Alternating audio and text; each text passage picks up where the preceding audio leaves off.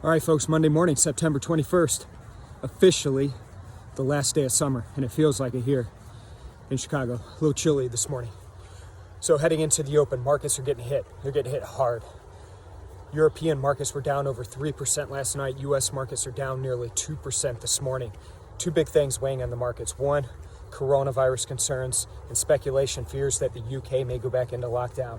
Two, are some of the major banks globally are caught up in these rumors that they were pushing around suspicious funds,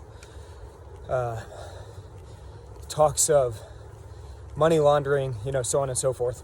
Not real sure what's going on there yet, but those rumblings have banks getting hit hard in the pre-market hours. So European banks were down roughly 6% last night. So those two big things weighing in the markets. We also have on Friday, unfortunately, the passing of Justice Ginsburg.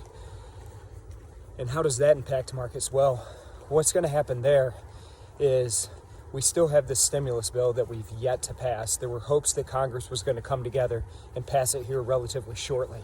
Well, now we've got this race to get a new justice confirmed before the election. Now, if that happens is yet to be determined, but the fear is now Congress is going to be so caught up in trying to confirm a new justice that we're not going to get to the stimulus bill.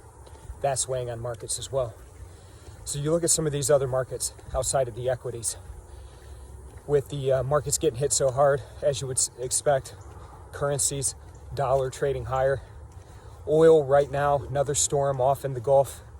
Oil's down 2% this morning, right at $40 a barrel in WTI, as Libya has said that they're going to go back into production again, get some more oil back out into the market. So that's putting some pressure on oil on that front.